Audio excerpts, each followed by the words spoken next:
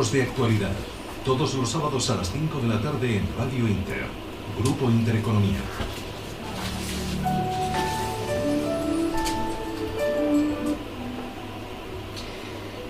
Bueno, vamos a dar paso a la última página de este programa, que no por ser la última es la menos interesante, sino más bien todo lo contrario. Es esa hora esperada por muchos de nuestros oyentes, porque abre una ventana a la esperanza del mayor problema que hay en España en este momento, el paro. Alberto Carcedo se esfuerza cada día en enseñarnos un camino, el camino que nos puede llevar al éxito, o que al menos nos puede llevar a encontrar ese trabajo que tanto ansiamos. Hola, Carlos, muy buenas tardes. Hoy nos acompaña Alejandra Tapia, es la autora de Alma Vacía, su último libro. Ya tiene publicaciones anteriores, pero hoy me gustaría que antes de entrar en el tema nos hicieras una pequeña sinopsis de qué es Alma Vacía. Bueno, la verdad es que tiene poco que ver con el tema de lo que vamos a hablar hoy, es otra faceta de mi vida que es la novela de ficción, aunque hoy hablaremos de temas de liderazgo. Y de lo que va precisamente es de la historia de una mujer y una serie de toma de decisiones en su vida donde tiene que elegir defender y proteger aquello que más quiere, sus raíces, tiene que defender todo eso y lo que le sucede es que se enfrenta a sus grandes miedos, toma decisiones desde el miedo. Y desde el miedo uno se equivoca cuando toma decisiones. Por tanto, muy interesante. Sí, sobre además, todo del miedo. Vamos a tratar es un tema que a mí me llama la atención y me gusta mucho porque yo voy a publicar ahora una novela también de ciencia ficción y habla de segundas oportunidades, es decir, cómo tenemos que reaccionar si tuviéramos la oportunidad ante los errores que hemos cometido. Y porque habla de un aspecto, lo que es el miedo, uno de los programas próximos que hagamos tratará sobre eso, ¿no? Qué importante es quitarnos ese miedo para poder desarrollar nuestra actividad del día a día lo mejor posible. Pues estábamos hablando fuera del micrófono que te va muy bien, ¿no, Alexandra? Estás en el top 10 casi de Amazon, ¿no? Estoy muy contenta, la verdad es Cuéntanos que llevamos desde el domingo, no lleva más días la novela y bueno, está en Amazon, en ebook y en papel, por supuesto. ¿Y qué puesto estás? Y bueno, pues ayer o esta mañana estaba viendo el top 100 de los más vendidos de las novedades y estábamos en el puesto número 11. La verdad es que estoy muy, muy contenta solo con Alma Vacía. semana. Muy bien. Sí. Pues sí, la verdad que sí. Pues nada, enhorabuena y a todos nuestros oyentes les invitamos a que adquieran un ejemplar porque no cabe la menor duda que si sigue la línea de sus libros anteriores merece la pena leer. Y además en formato digital será muy, muy económico, ¿no? No es... ¿no? 1,93 Fíjate, euros. ¿no? Vaya, 1,93. menos de 2 euros el ebook. Venga, pues hay que animarse y a leerlo, ¿no? Y a leerlo. Además merece la pena. Bueno, y ahora, como el tiempo pasa, vamos a tocar un tema que es realmente un auténtico dilema en muchas empresas y en algunos partidos políticos también. Acabamos de hablar... Semana intensa, Carlos, en la política. Claro, acabábamos de hablar del Partido Socialista y del problema que tiene con su falta de liderazgo.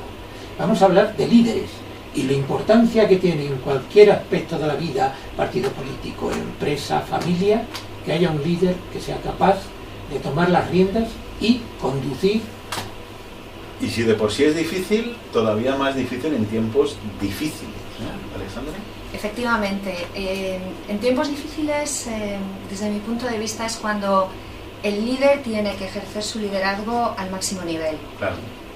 Yo, si tuviera que empezar por algo, creo que hay que empezar por la base, por lo fundamental. Y es que en tiempos difíciles el liderazgo empieza por uno mismo. El liderazgo interno precede al liderazgo externo. Estoy hablando de ese concepto del autoliderazgo. Es en los tiempos difíciles cuando un líder tiene que ser capaz de relativizar las cosas, de tener una enorme seguridad en sí mismo para poder afrontar esas dificultades de estos tiempos de los que estamos hablando. Esa sería para mí la base. Si eso no funciona, difícilmente vas a poder liderar a otros. Y cuando un líder está bajo presión, ¿verdad? Cuando está bajo presión es cuando más se le echan falta, cuando más tienes que dar lo mejor de ti, etcétera, ¿no? Porque cuando las cosas están más o menos bien, nos ha pasado a todos durante estos últimos años, ¿no? Donde todo parecía que estaba bien y no había que poner demasiada atención a determinados aspectos. Ahora las cosas han cambiado y ahora todos tenemos que estar muy pendientes de cada cosa que sucede en una empresa. Y yo siempre lo he dicho, ¿no? Cuando las cosas están mal es cuando más tienes que sacar de ti lo mejor. Y este es el... A mí me gustaría hacerte una pregunta, Sí. es tópica, ¿eh? Yo creo que te la habrán hecho 100.000 veces, pero que nunca he conseguido una respuesta que me haya convencido. ¿El líder nace o se hace? Yo tengo una idea muy clara, alguna vez Alberto y Sí. yo hemos hablado de ello. Yo creo que el líder puede nacer, pero ante todo se hace. Porque si solamente dependiéramos de los líderes que nacen líderes, habría un porcentaje muy pequeño de la población que podrían ocupar esas posiciones de liderazgo y estarían pagados a precio de oro. Y en realidad hay muchos más líderes y uno puede ser líder en cada parcela de su vida. No hace falta un cargo para ser líder. El liderazgo es algo que no tiene tanto que ver con el cargo, sino con una manera de hacer las cosas, con una manera de conseguir, si hablamos del ámbito de la empresa, que es donde yo me muevo mucho más, conseguir que las personas que trabajan contigo hagan aquello que tú crees que hay que hacer porque creen en ello. Pero yo digo, te dejo enseguida la palabra, Alberto, porque tú eres en esta parte del programa el conductor. Yo iba más allá. Cuando digo si el líder nace o se hace, me refiero que hay líderes que son natos, pero que no tienen la preparación luego para saber conducir. El liderazgo se aprende. Luego Y el es liderazgo, necesario sí, aprender es y prepararse para el liderazgo. No vale que nazcas líder si no eres capaz de desarrollar unas cualidades y unos conocimientos que hagan No, y que aprenderlos lleves, también, claro. claro, y que lleves a la gente por el camino adecuado. Yo soy una absoluta convencida de esto que tú estás diciendo y absoluta defensora de ello. Creo que el liderazgo es, entre otras cosas, es tener un método. Y luego tener la cintura suficiente como para saltarte el método si es necesario, pero tener un método y saltártelo solo de forma puntual porque es necesario. Alexandra, ¿y el foco del líder en estos tiempos tan difíciles dónde se debe poner? Sobre todo en tiempos difíciles, el foco no se puede perder del medio y largo plazo. Lo que sucede en los tiempos difíciles es que, ¿Y qué crees que pasa en las empresas, Alexandra? lo contrario, el corto plazo apremia y entonces el líder, en la mayoría de los casos, lo que yo me encuentro, que trabajo con empresas de prácticamente de todos los sectores, el líder está apagando fuegos. Es como ese marinero que está peleando por achicar el agua de la barca en lugar de estar pensando en taponar la salida del agua. Sí. Es decir, no hay una planificación, no hay una organización, Puede haber no hay un camino. Puede haberlo, en el mejor de los casos puede haberlo, y cuando llegan tiempos difíciles, ese resultado inmediato, ese corto plazo, apremia tanto que a veces hay personas que pierden el foco y un verdadero líder no puede permitirse el lujo de perder el foco del medio y largo plazo. Ahí hay que tener una nitidez absoluta. Por eso decía antes que primero hay que empezar por el liderazgo interno, porque desde el autoliderazgo tú puedes relativizar estas situaciones y puedes poner el foco en el medio. Al final el líder tiene que trabajar desde la polivalencia y en estas situaciones difíciles todavía más. Tiene que trabajar en gestionar el presente, pero también en inventar el futuro, en visualizar a dónde quiere ir, en visualizar a dónde va a llevar al equipo y qué es lo que quiere que ocurra con la empresa. Para eso tiene que trabajar en el doble sentido. Es cierto que el corto plazo no se puede dejar, porque el corto plazo, digamos que es el que nos está dando la facturación de hoy, pero no puede ser eso lo único. Quizás a lo mejor es que una persona que se considera o que es el líder de una compañía o que es el líder de un equipo tiene que desdoblarse, tiene que trabajar más horas, tiene que estar más pendiente de más cosas en estos momentos tan difíciles. No es tanto trabajar más horas, es trabajar con el foco puesto donde tiene que estar. Y trabajarlas bien. Y trabajarlas bien, efectivamente. Y son momentos en los que decimos que el liderazgo es, entre otras cosas también, acción. Y es el momento en el que el líder tiene que tomar decisiones. Pero vivimos un momento donde todo cambia casi al minuto, ¿no? Estamos en las compañías, ¿verdad? Y todo cambia, y hay un problema, y hay un impagado, y hay un cliente que te dice que no, y todo hay que reestructurarlo de una forma rápida, ¿no? A veces, como decía, hay que tomar decisiones que son duras. Hay veces que esas decisiones suponen romper el status quo, suponen hay muchas de las cosas que me funcionaron antes que ahora en esta situación cambiante no me funcionan. El ejemplo lo tenemos con Del Bosque, que no ha sido capaz de cortar a tiempo y mira dónde estamos.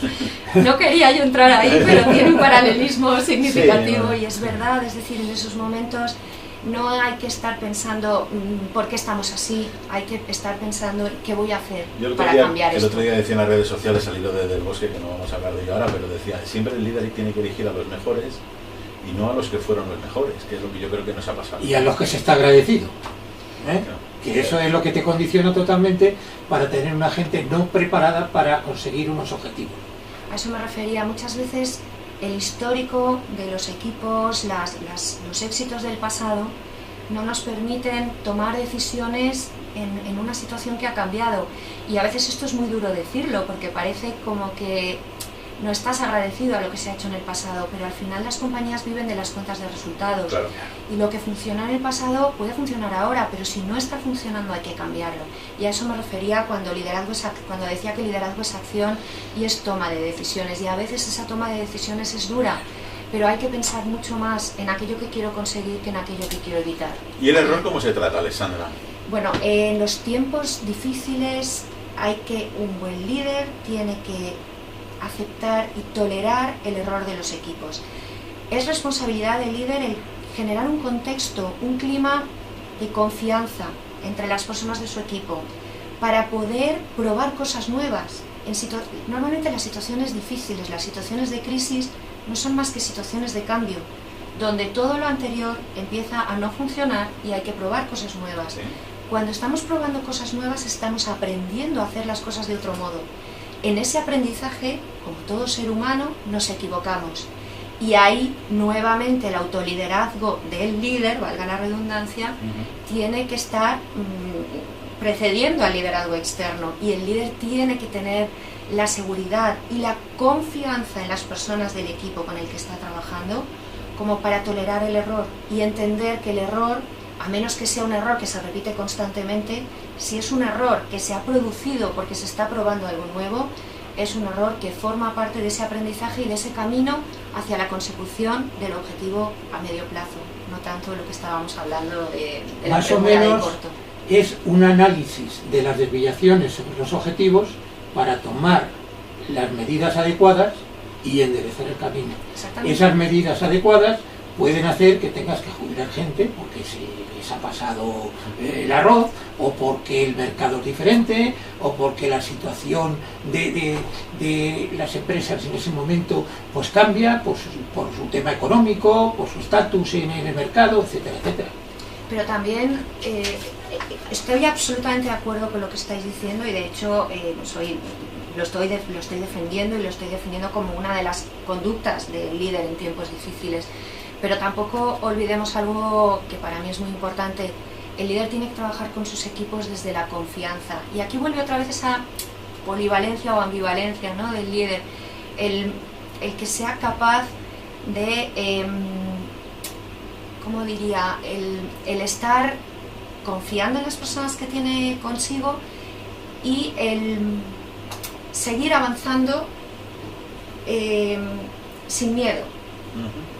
Y una pregunta, Alexandra, esto lo he pensado muchas veces yo tengo mis convicciones, pero yo te quería preguntar a ti que eres muy experta en ello. Imagínate una persona que trabaja en un grupo y que le lidera otra persona, y esa persona que trabaja en el grupo pues piensa y dice, yo haría esto de otra manera, yo lo haría de otra, y además mira, ¿ves? Este líder se está equivocando porque nos está conduciendo al error una y otra vez. ¿Esa persona qué actitud o cómo puede afrontar esa situación? Porque surge la frustración. Es decir, esa persona dice, yo lo haría mejor, o yo lo haría no sé qué, ¿cómo puedo afrontar esto desde un punto de vista mental, ¿no? De decir, es que yo veo que me está arrastrando a una situación muy difícil, no sabe liderar, y a lo mejor sí sabe, pero a sus ojos no sabe. A ver, pueden suceder dos cosas. Hay por un lado la parte de lo que en el ámbito anglosajón se llama el managing your boss, ¿no? El gestionar a tu propio jefe. Si tú ¿Y cómo haces eso? Si tú crees que tu jefe... Pero ahí es necesario trabajar en un clima de confianza, en un clima de transparencia y en un clima de comunicación fluida. ¿Y eso se consigue fácilmente? No, no es nada fácil, por eso se llama gestionar a tu jefe. A mí me gustaría... Entender la valentía, desde el autoliderazgo, que hablaba al principio, tú tienes que tener la valentía y también la confianza en ti mismo como para decirle a tu jefe lo que crees que está sucediendo. Y yo os lo digo por propia experiencia, yo en alguna ocasión he tenido discrepancias con el que ha sido mi jefe y he tenido la sensación de que se estaba equivocando. Y me he sentado en su despacho y le he dicho cómo yo me sentía. Y me he encontrado con que de repente descubría una perspectiva de la realidad que yo no estaba viendo, y él sí, porque tenía una visión más global que la mía. Su prisma diferente. Y era capaz de comprender el porqué de sus decisiones, pero también a él le ayudaba a entender las implicaciones que sus decisiones estaban teniendo sobre uno de sus equipos, en este caso el que yo gestionaba. Y recuerdo conversaciones de estas donde realmente es enriquecedor para ambas partes. Por eso yo creo que la comunicación tiene que ser bidireccional y los líderes tienen que fomentar entornos donde las personas se comuniquen. Y un poco lo que iba a decir antes, que me he hecho un pequeño lío, pero no quiero dejar de decirlo, es que hay que aprender a dirigir con la mente, por supuesto, pero también a liderar con el corazón. Y eso, los líderes tienen que estar dispuestos a escuchar a las personas. ¿Y cuánto se ha perdido? ¿Me permitís un momentito? Porque hay un tema que a mí me ha apasionado, este tema. Estuve en Seros muchos años, fui ejecutivo Seros. Era el liderazgo y cómo comunicarse, sobre todo cuando crees que tu jefe no está por el camino adecuado. Y eso los japoneses lo resolvieron a través de lo que llamaban ellos círculos de calidad. Es decir, partían de la base de que la mejor idea no la tiene que tener siempre el jefe. No tiene por qué. Sin embargo, en el momento que se está trabajando y se han tomado unas decisiones y hay un sistema de actividad, o sea, planificado una actividad, hay que continuarla hasta que se reúne todo el equipo, que normalmente los japoneses lo hacen cuando terminan de trabajar. Entonces allí cada uno suelta sus ideas, cómo lo ven o qué alternativas hay. Y de ahí fluye la idea más valiosa. Y entonces el líder la adopta en nombre de todos y luego la impone. Es una fórmula también para conseguir que si tu jefe no va por el camino adecuado, el grupo... Que tú crees que no va por el camino adecuado. Que tú crees. Y muchas veces es verdad. Y a veces es verdad. A veces es verdad. Otras no, porque como muy bien decía Alessandra, el prisma del jefe es superior al tuyo. Es decir, él ve lo que tú no ves. Exacto. Él está viendo desde un ángulo mucho más ancho de la empresa y sabe lo que está ocurriendo alrededor. Tú estás viendo tu parcelita.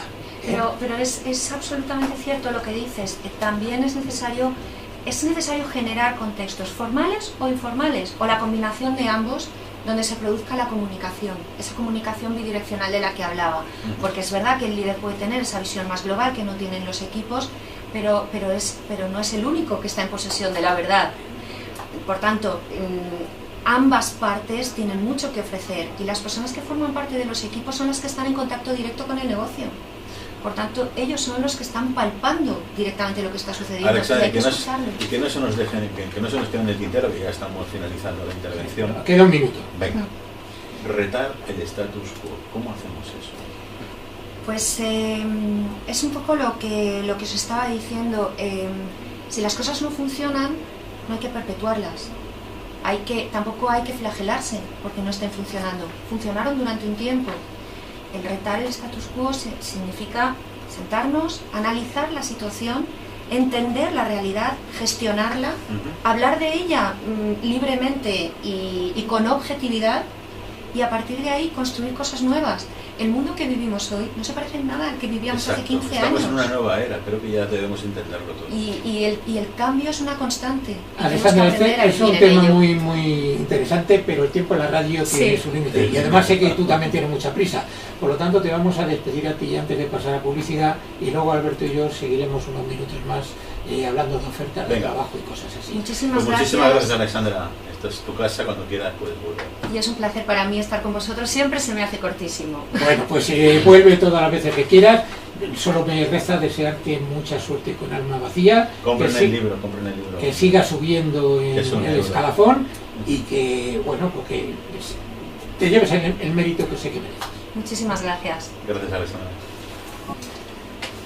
Bueno, nuevamente estamos aquí y ahora le cedo la palabra a Alberto, que nos va a hablar primero de alguna oferta de trabajo y despedirá el programa con su consabida frase, Sí. que siempre nos enseña algo. Y recordarles cómo pueden contactar conmigo, cómo podemos empezar ese proceso de ayuda para encontrar empleo, que recuerdo siempre que el programa tiene una ventaja para todos ustedes, es que dura toda la semana, porque durante toda esta semana ustedes me pueden llamar, como de hecho ya lo hacen muchas, y diseñamos cómo puede ser esa búsqueda de empleo. Repito siempre, www.conganasdetrabajar.com. Ahí tengo todos mis datos de contacto, teléfono, que es el 619-310-351, o bien a la dirección de mail, pero bueno, ya les digo, para que no tengan que andar corriendo tomando nota. www.conganasdetrabajar.com. Ahí tienen todos mis datos. ¿Y qué vamos a hacer ahí? Pues orientarles cómo deben hacer la búsqueda, etcétera. La búsqueda de empleo ha cambiado muchísimo. No es cuestión ya de dejar un currículum en un portal de empleo o en una empresa, dejarlo en mano. Hay que hacer otras muchísimas cosas y es lo que yo les propongo. Esto está cambiando muchísimo y cada día más. Ofertas, pues una muy clara, que además es para trabajar en nuestra empresa. Estamos seleccionando un comercial en el sector del sector de informática, servicios informáticos, hardware, software. Pero me da un poco igual, es decir, la selección la voy a hacer yo. Si la persona que me escribe tiene unas dotes comerciales ya aprobadas, una experiencia en el sector, etcétera, pues me puede valer también. Aquí en nuestra empresa les vamos a enseñar a cómo tienen que desarrollar la actividad. Por lo tanto, no se autolimiten. Si ustedes son comerciales y han trabajado durante años y tienen esa experiencia, envíenme el currículum, que yo les llamaré, hablaremos de las condiciones de trabajo, etcétera. Muy bien, pues... Y terminamos, Carlos, con una frase para la reflexión, ¿no? Sí. Hemos hablado de liderazgo. Hoy traigo una frase de Peter Drucker, que es un auténtico maestro en todo esto, que dice que gestión es hacer las cosas bien, liderazgo es hacer las cosas. Nos despedimos hasta la semana próxima. Y ahí queda eso. Ahí queda eso. Te despedimos a ti hasta la semana próxima y con ello también despedimos el programa. Y que sean muy optimistas todos. Hoy han sido 2 horas de programa y la semana que viene estará aquí Alessia presentándolo. Alberto. Muy bien, muchas gracias. Un fuerte abrazo Gracias a y todos. que siga tu misión. Muchas gracias.